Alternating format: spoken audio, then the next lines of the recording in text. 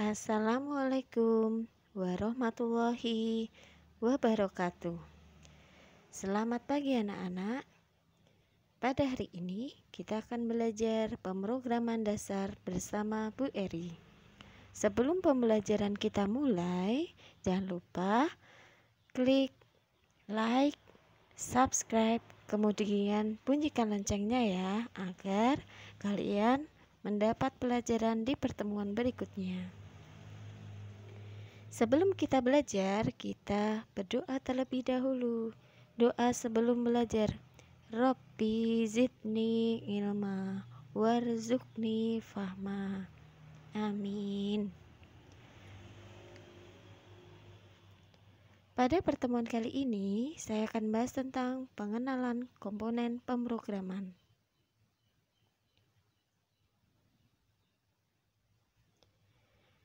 Yang pertama adalah interpretasi atau kompilasi.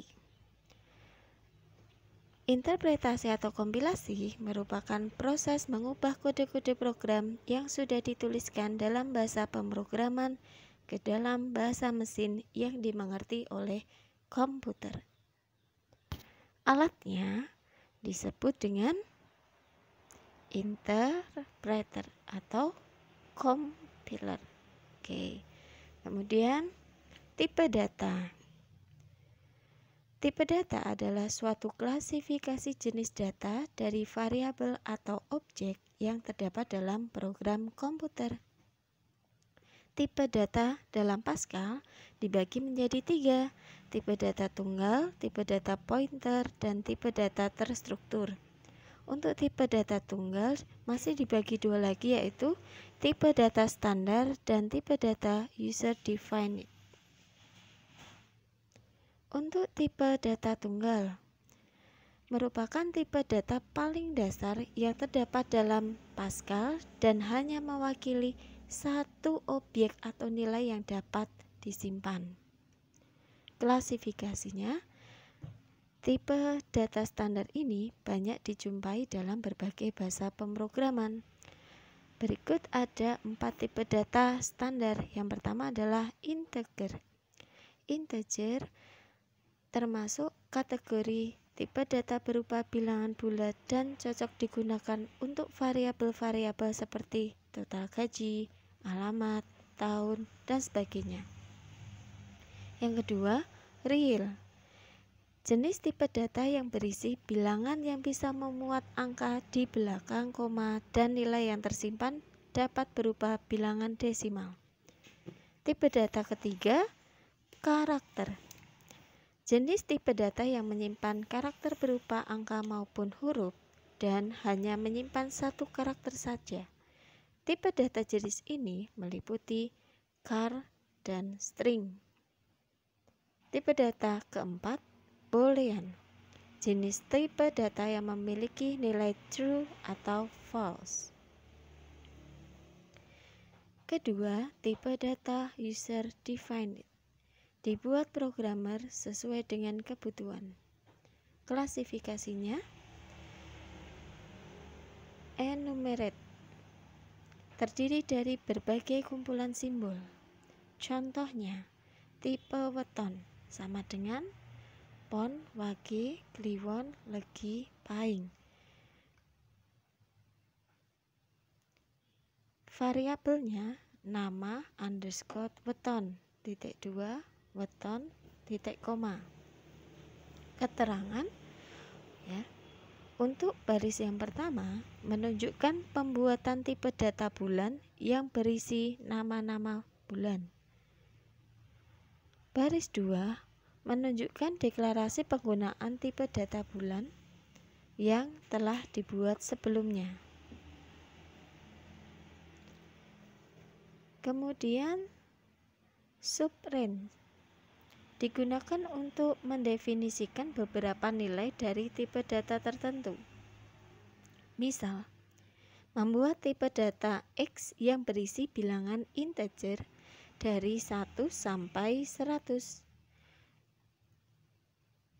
Tipe nilai Y sama dengan 1 sampai ditulis dengan titik, titik, 100, titik, koma. variabel, misal nilai underscore fisika spasi titik 2 spasi nilai y titik koma.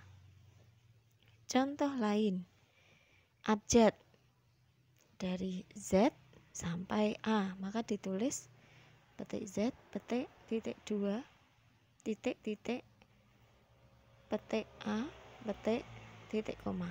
Kemudian count dari negatif 12 hingga 12, positif misal 1 sampai 325, range 1 sampai 9, dan skor dari 0,00 hingga 3,99.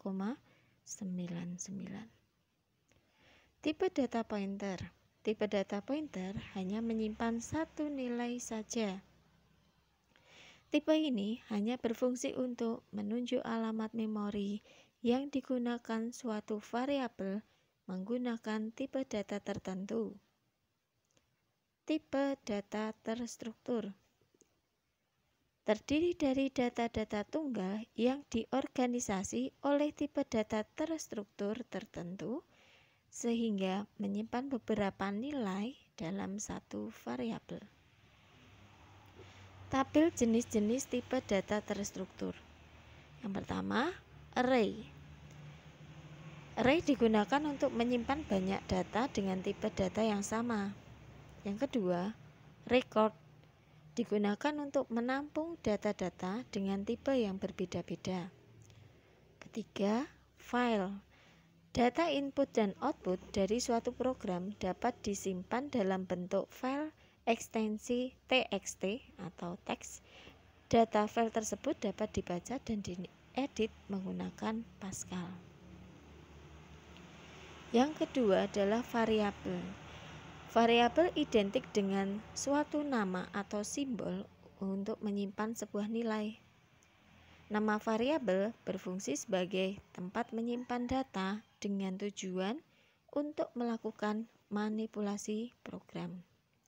Contohnya, untuk mengetahui volume tabung yang memiliki rumus luas alas kali tinggi, ya betul sekali. V sama dengan pi R kuadrat dikali T. Membutuhkan variabel yang mewakili V volume ya, R jari-jari, tinggi T, dan pi sebagai konstanta. Contoh jenis pemberian nama variabel yang benar, jari-jari, nulisnya cukup jari 2. Luas persegi, luas persegi. Dalam memberi nama variabel tidak boleh menggunakan spasi ya. Jadi langsung disambung, tidak masalah. Luas underscore segitiga. Nah, maka nulisnya tidak boleh dikasih spasi, kita ganti menjadi underscore garis bawah ya. Kemudian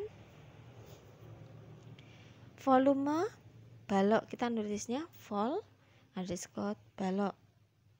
Kemudian record 3. Berikutnya adalah konstanta.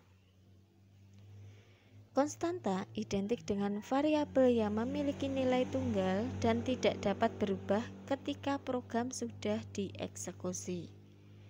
Variabel konstan memiliki tipe data tertentu yang menyesuaikan nilai yang diberikan dalam deklarasi konstanta. Sintaks deklarasi konstanta. Const nama underscore konstanta sama dengan nilai underscore konstanta. Const A sama dengan 25 titik koma. Kemudian const P, konstanta P ya sama dengan 3.14 titik koma. Const operator sama dengan petik underscore petik titik koma. Const pesan misalkan sama dengan selamat belajar dengan baik. Keempat adalah operator. Sebuah simbol yang memberitahukan compiler untuk melakukan operasi matematika dan logika. Operator yang pertama ada aritmatika, identik dengan operasi hitung dari bilangan-bilangan. Dua jenis tipe data bilangan yaitu integer dan real. Operator yang kedua, relasional, identik dengan operator yang menghubungkan nilai dari variabel. Hasil ekspresinya adalah nilai kebenaran truth value berupa true atau false. Yang ketiga adalah operator boolean, identik dengan operator yang digunakan pada sebuah statement atau pernyataan.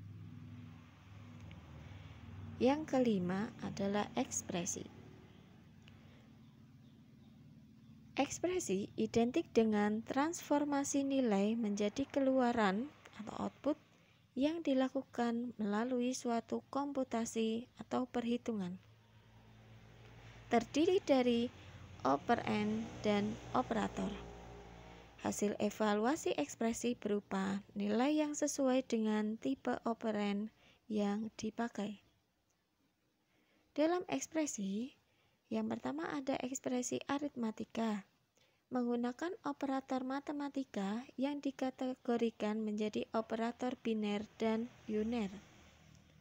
Yang kedua, ekspresi logika menggunakan operator boolean, identik dengan sebuah perintah yang akan mengeksekusi suatu perintah tertentu bila kondisi tertentu terpenuhi.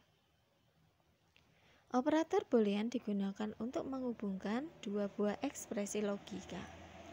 Misal, operator AND digunakan untuk menghubungkan dua buah ekspresi logika dan hasilnya true jika kedua ekspresi tersebut bernilai true. Yang ketiga, ekspresi perbandingan atau relasional, identik dengan ekspresi dengan operator kurang dari sama dengan, lebih dari sama dengan, tidak sama dengan, not, and, or, XOR yang menghasilkan nilai bertipe boolean true atau false. Sekian materi pada kali ini. Kita baca hamdalah bersama-sama. Alhamdulillahirabbil alamin. Pesan dari Bu Eri, jaga kesehatan, gunakan masker, cuci tangan menggunakan sabun, dan jaga jarak. Yang terakhir, tetap stay di rumah aja. Wassalamualaikum warahmatullahi wabarakatuh.